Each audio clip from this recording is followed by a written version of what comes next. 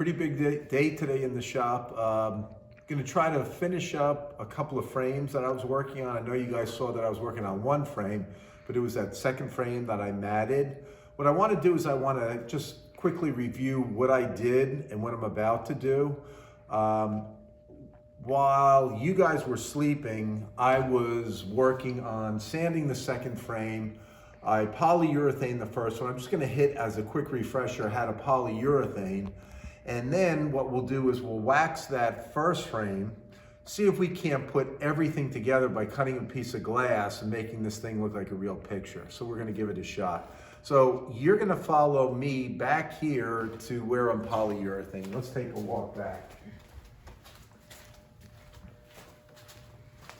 And if you stay there, if you remember, this is what I'm framing. Remember, the picture was a lot smaller than the mat. If you look, I cut a double mat. So this is all set, and I cut my backer board. I think you guys saw me cut that on the table saw. Just a piece of scrap plywood, cardboard. I didn't use plywood. I wanted something light, so I had some cardboard that I left from some packing boxes. And I try to save as much as I possibly can so we don't waste. The second picture was this one, this poster. I did the same thing, double matted it. This one I was thinking about putting black on the outside, white as a liner, but I thought the white would get kind of lost in the outside, the lighter colors, so I left it the same. What I'm gonna do now is I'm gonna finish up this second frame. Where's the first frame, you say? It's back over there. I'm gonna wax that up, cut a piece of glass that hopefully will fit, and then I'll put everything together and see how it looks. When you guys were away, what I did was I had a chance to put on 3 coats of polyurethane on this frame. And I said to you, if you're in the shop, you want to put a minimum of 3 coats of polyurethane. Remember, you're going to scuff sand in between each coat to make sure it's smooth, it's not rough, it's not bumpy. So I put 3 coats on already, but I look at this and I'm going, it's okay. But you know what? I'll probably never get a chance to ever polyurethane this again. I'm going to put 1 more coat on. And remember, we said many thin coats equal a nice smooth finish. So if I feel this is definitely smoother than the first time I put polyurethane, which raised the grain, what I'm going to do now is I'm going to take a bit of 400 grit abrasive paper.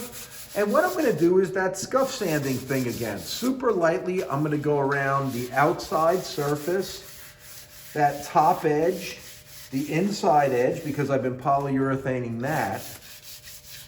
And again, this is the part where you don't want to go crazy with it. All I want to do is just enough so it feels smooth. If I close my eyes and touch it, it's soft as a kitten's ear, soft as a baby's butt, soft as the other picture frame that I so successfully finished, almost. I'll do that on all 4 sides.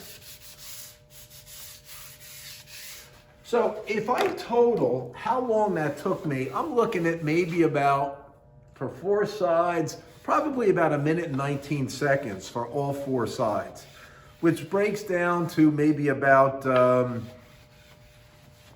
29.78 seconds for each side. So it feels smooth, feels a lot better than it did before. Now I'm going to put my last coat of polyurethane.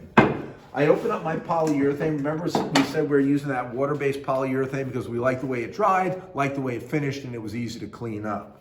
The next thing I'm going to do is I'm going to go get a brush. Let me go over there and get a brush. Whoa, yeah, snap. I got my brush.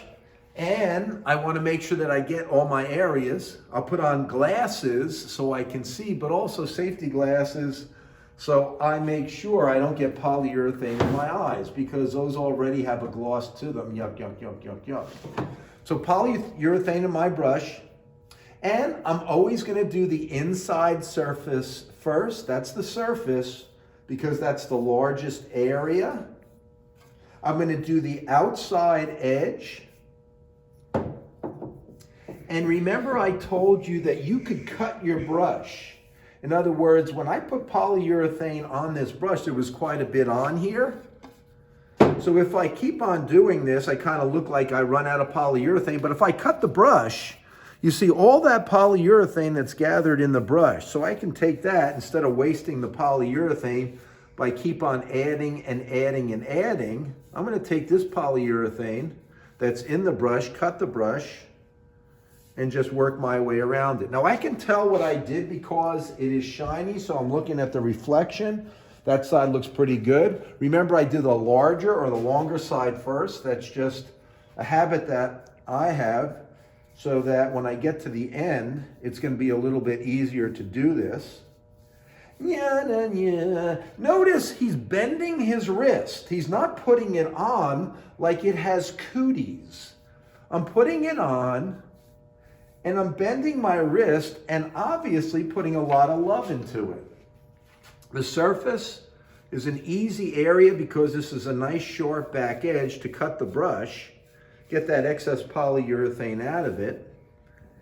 And now I'll go across that entire surface.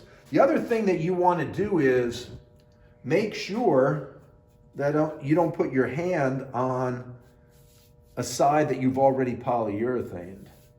So I always work counterclockwise. Yes, counterclockwise. Or as some people would say, lefty loosey, righty tighty, which is obviously meaningless. So I go around here. Yeah, inside surface.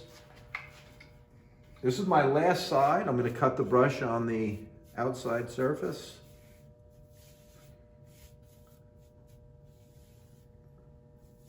And I feather the brush out, just making sure I get rid of all my brush marks. I have 3 sides done.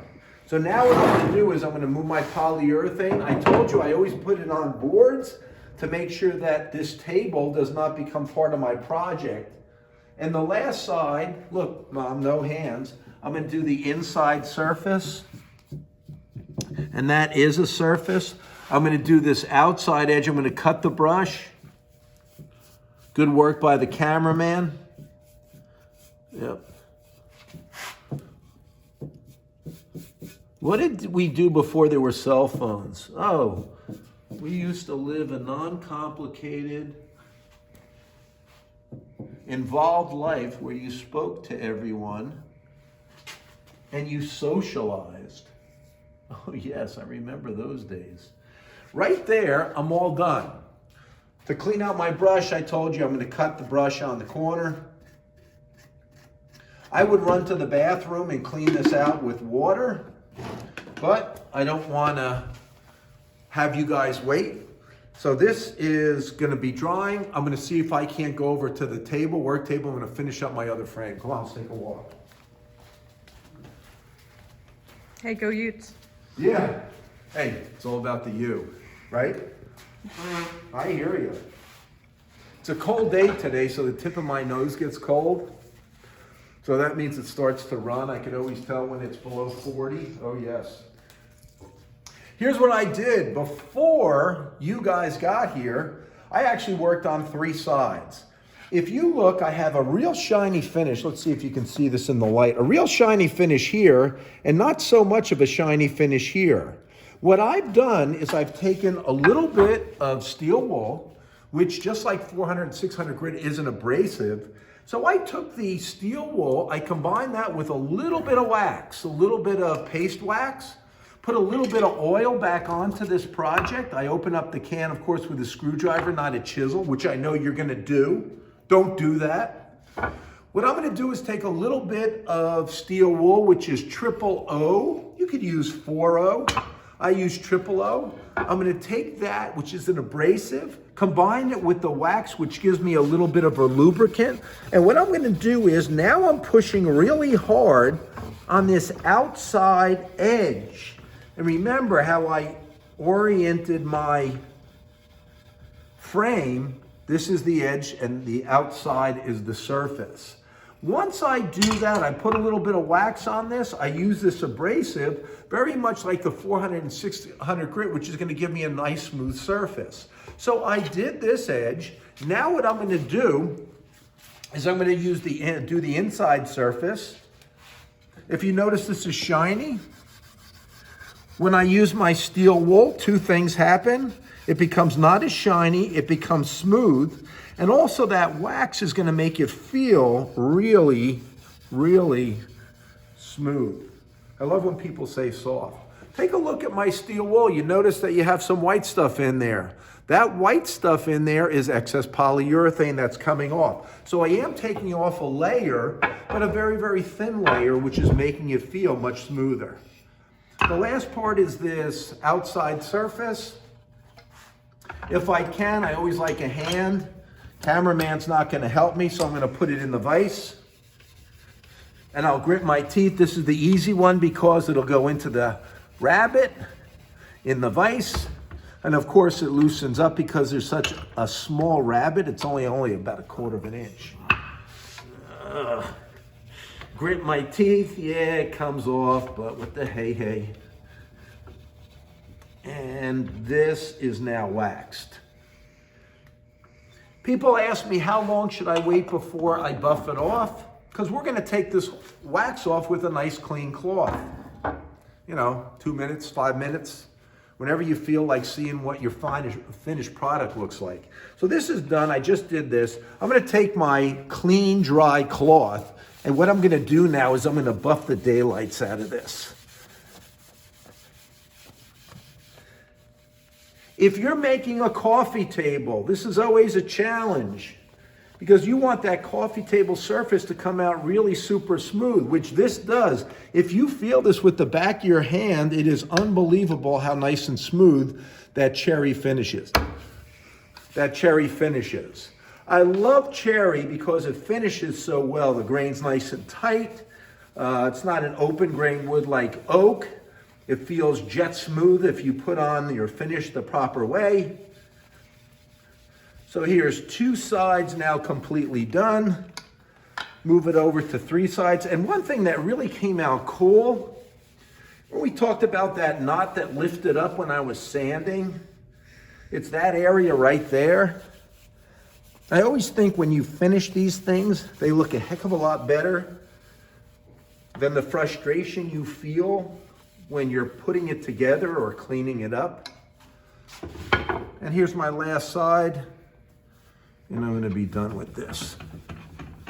So the construction of this frame is done. Yes, indeed.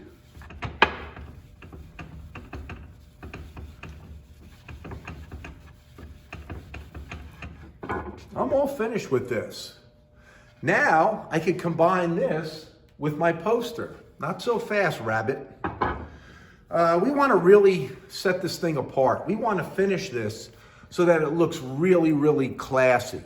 And in order to do that, what we want to do is we want to put a piece of glass on this before we put the poster and the backing board on that. To do that, you're going to have to get a piece of glass. And the question is, do I go to Roselle Glass to get glass for this? Do I go uptown to Sunlight Glass and Mirror to get glass for this?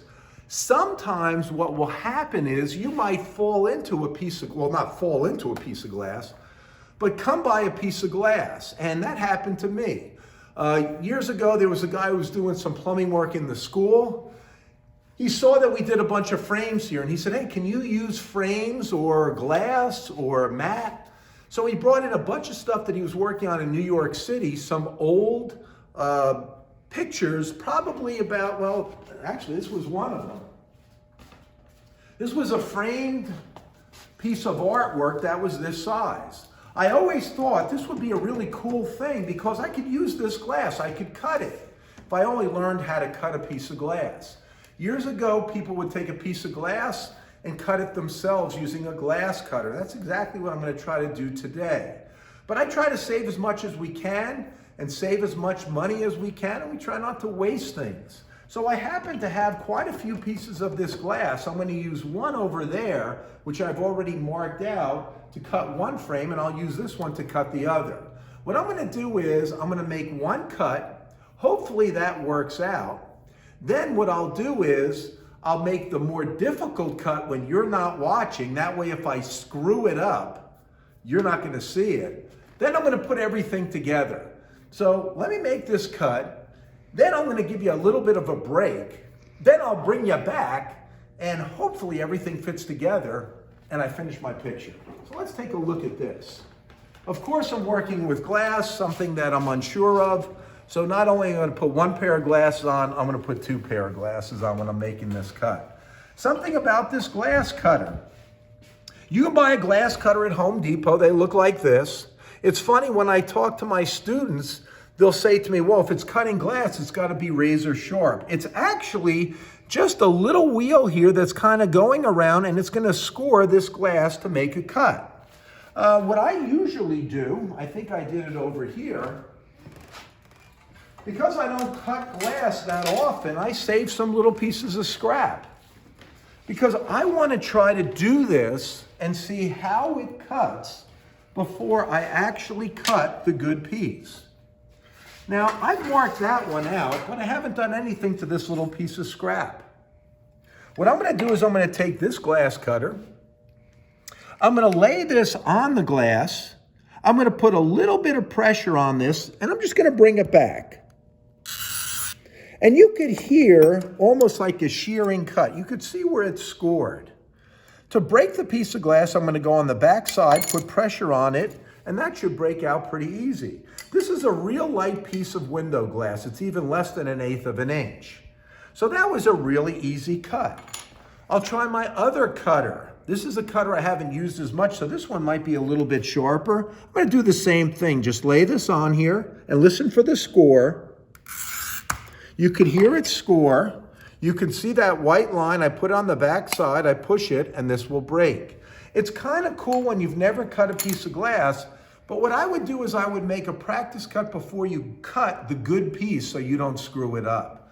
Let me show you what I've done with this before I say my prayer and make my cut. If you remember, oh, go Utes. My frame was supposed to be 19 by 24.5. Of course, that only works when you're in the movies. When I actually took my measurement inside the rabbit, my measurement on one of these came out to be 18 7/8 by about 24. This one was 18 15/16 by 24.5. Both a little bit less than the 19 inches that it had to be. Here's another tip with glass. If I cut a piece of wood and it's too large, all I have to do is move the fence on the table saw, move it into the chop saw, or joint it one more time. And I can take off as little as I want. I can take off a 32nd of an inch, a 64th of an inch. You don't have that luxury with a piece of glass. If you cut a piece of glass and it comes out to be too large, and you just have to trim off a 32nd of an inch, you're done. You're better off making the rabbit bigger to fit the glass in. So if you're cutting, you want to make a mistake slightly on the inside rather than on the outside. Remember we said with wood, we always want to leave the line. When it comes to this glass, we want to make sure that it fits inside. And if it's a little too big, that's worse, because cutting a little bit of a piece of glass off is a disaster. 1/4 of an inch is like the minimum that I feel comfortable cutting off and hopefully having it work out. Let's take a walk back here. I want to show you something about this glass cutter that you should know about. When you get a glass cutter, you're going to notice that there's these little notches in here on both of them. So what is the notch for? Well, if I were to make a cut, and I'm just cutting off a little bit, now I want to break this off. You put the notch in the glass cutter, and then I pivot it back, and that's how I could break it. So that's what those notches on that glass cutter are for, is if I'm cutting off just a little bit, I put the glass in there, tilt it back, and this edge will crack along that score that you've made. Let's go over here to this cut that I'm about to make.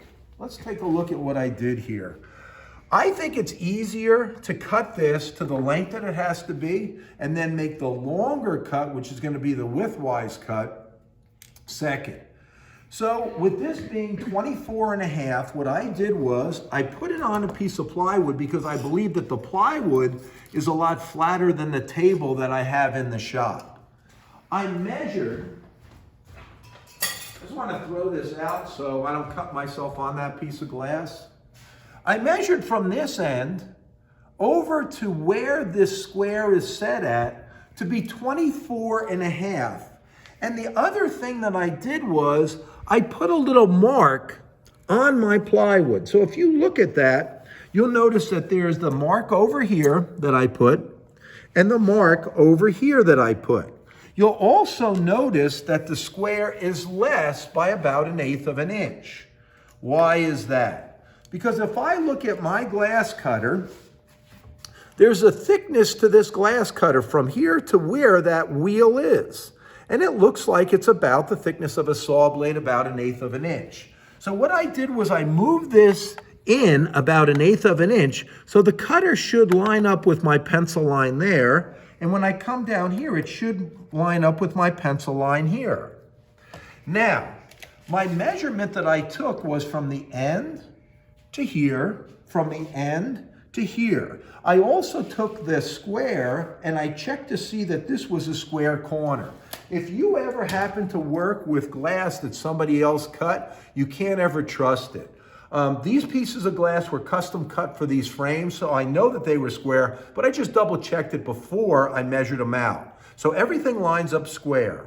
Someone told me that what I should do is always make sure that my cutter has a little bit of lubricant on it, and I usually use some paint thinner so that the wheel doesn't get caught up.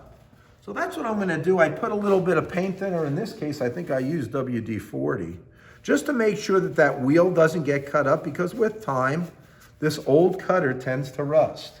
Now I'm gonna try to make this cut. Now this is where the pressure lies. He is a wood shop teacher. He was thinking about going to church this week. He does say his prayers. He is a spiritual man. He's gonna give it a shot of cutting this piece of glass. The good part about this is I said to you that this gentleman left me about 18 pieces of this. So if I screw it up, I get another chance. I don't know that that happens with you. Here's my glass cutter. I make sure my square's down. The biggest concern is this thing moving, this carpenter square on here. It's butted up against here, lines up. What I'm gonna do is shut up, and I'm gonna try to make my cut.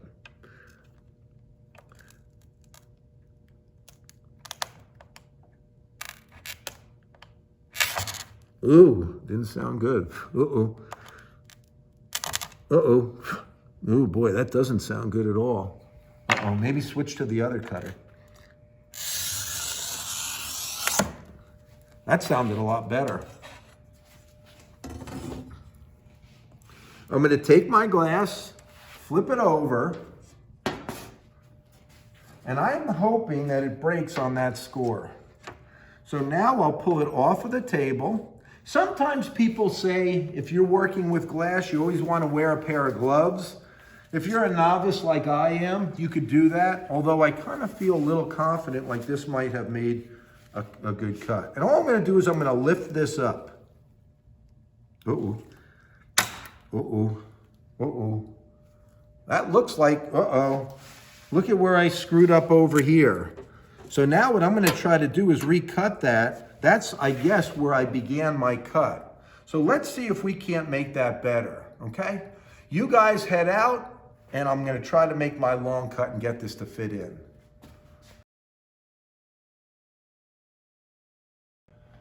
Well, as silly luck goes, I kind of screwed up this second cut, but I was able to save it.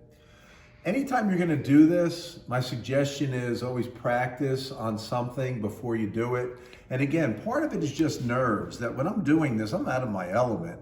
But I gave it a shot. I tried, and I was able to cut this piece so that it does fit inside the rabbet on the frame that I want it to fit in.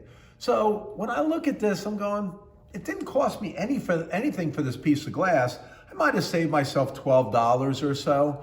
But $12 is $12, and if somebody's throwing it away, why can't it be yours? So that's the way I go with it. I also got a chance to clean up the glass. After I cut, I made sure that it fit into the rabbet, so I think I'm all set, good to go. So what I want to do is I'm going to walk over, I'm going to get my poster that's going to go in here, and we'll see how this whole thing goes together. We'll put a couple of brads on the back side of it and then finish this project. So let me go get the poster. Go Utes. This is going to be for my son. So I'm going to take this not as good picture as the other one. I'll blow on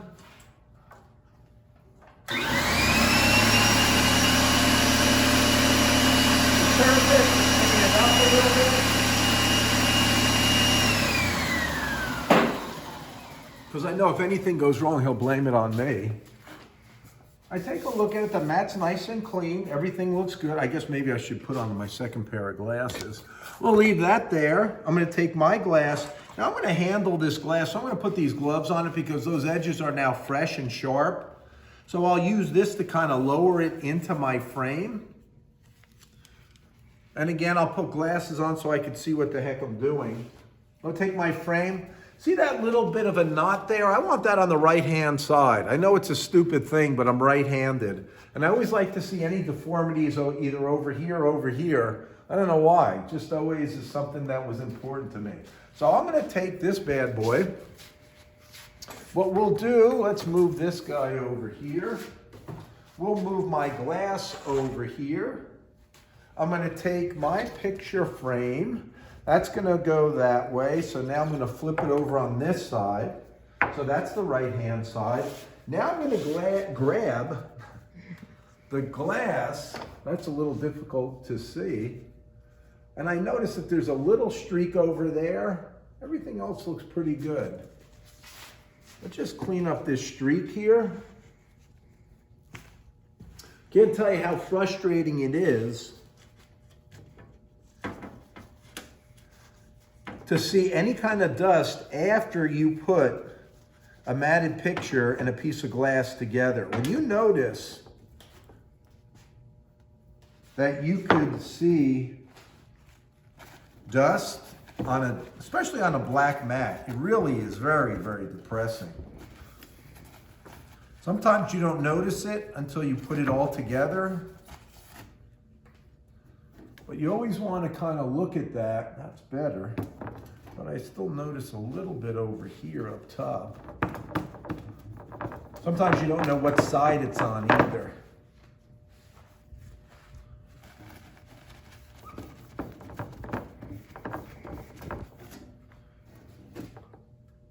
Oh, that's better, Johnny boy. Oh, yes.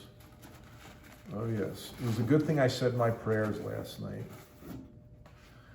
So now we'll take the glass. This is still a little bit wet here. I want to put that on a matte surface.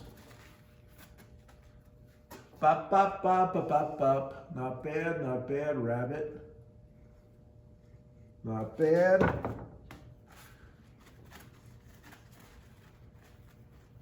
Okay. Yep, I'm good. Take this, I'm gonna lay this down. I always go on the underside here of the frame. I support the glass, and now just let it drop in. The other thing that you have to keep in mind is that all you need is that glass to fit in. You have a 1/2 inch play because you have a 1/4 inch rabbet and sometimes maybe even a little bit longer. You have a 1/2 inch rabbet on either side of this. So all I want that glass to do is to fit in. If it fits in, that's all I care about. You'll never see that glass again. Now what I'm gonna do is I'm gonna take a look at the picture, double check the picture. I don't see anything on the outside of this, no dust, no pencil marks. I'll take this, I put both matted pictures on, and remember that piece of cardboard on the back side because I want this super light. I'm gonna push this down, and now I'm gonna see if I can't get this to stay in here by using some wire brads. Before I put my wire brads in, which will finalize everything together, there's my poster. And I think that looks pretty good. I love the way the cherry picks up that kind of color in the street and also sort of the redness in the public market center sign. So that looks good. I'm gonna take these bad boys off and I'll show you the way I do this. And I know millions of people have millions of different ways to do it. A lot of times people will just use glazing points to shoot it in the back side. what always worked for me was to take this. I'm gonna take a couple of 6-penny finishing nails. I'm gonna get a tri-square. I thought I had it out here. Nope. Oh, there it is. It was right under my nose. That's why I couldn't find it. Yuck. So I'm gonna take this, place my wire brad here. I'm gonna put a little pressure down. And what I'm gonna do is I'm gonna tap the wire brad with this tri-square. And I really just wanna get it to start. If I could get this thing to start, I'm gonna stand it up, lay it on the table, and now I'm gonna tap it down.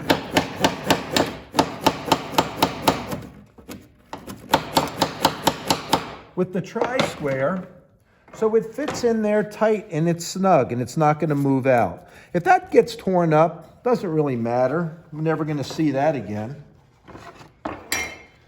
I'll do that on each one of these corners.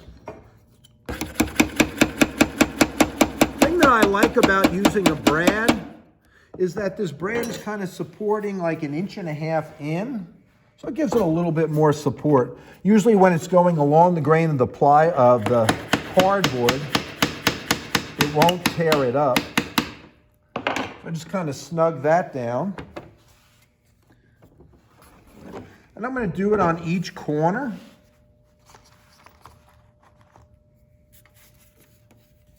After you get 1 or 2 in here,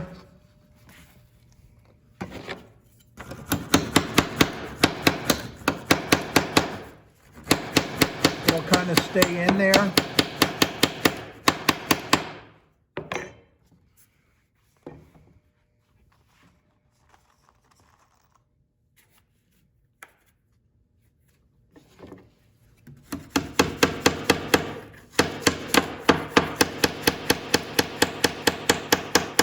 And I always just kind of move them around, see if they'll move.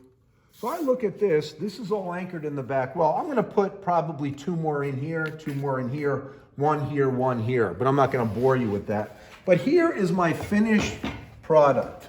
So if I look at this and I'm gonna look at it under a light, I think that's really professionally done. It really looks sharp. The only bad part is for my son and he's unappreciative. No. He'll appreciate this. But if you look at it, I think it's really well done. I wish you good luck with your frame construction. A lot of people think the framing is the easiest part of an entire project or any project, and it's far and away from that. You can make it as complex as you would like, double matte, put a piece of glass on it. You could have the frame on its edge, on its surface, and all wood choices. So good luck with your framing. I'm gonna finish my second poster. I'll finish that one up and I'll show you how that one comes out. Good luck with your woodworking. Hey, forgot to tell you one thing. When you look at my framed picture, a lot of people will hang these up by using screw eyes. They'll take 2 screw eyes, put it in the back. And a tip that I received from a framer, a professional framer that's always served me well, is where these screw eyes go. What people do is they'll drill a hole in the middle, drill a hole here, put a screw eye, put the wire across. He always said to me to distribute the weight equally on this. Always measure a quarter of the way down from the entire length of the picture that you're gonna hang. In other words, if this picture's hanging this way, what I wanna do is I wanna take the entire length of the frame. In this case, let's say it's maybe 30 inches. I want to take a quarter of 30 inches. So if you're in my woodshop class, you know half of 30 is 15, half of 15 is 7.5 inches. You would simply go 7.5 inches down, put a dot, drill a hole, put a screw eye on each side and put a piece of wire across there. And this again is the importance of dividing fractions. If I said the distance from here to here is 28 7/8, what's a quarter of 28 7/8? It is 14 14 and 7/16 is half, and then 7 and 7/32 would be a quarter. So here's my question to you. You're putting this frame together, you got to go a quarter of the way down, and the entire length of your picture is 31 and a half. How far down do you go? 31 and a half? What's a quarter of 31 and a half? Okay. The other thing is, let's say the picture was going to hang this way.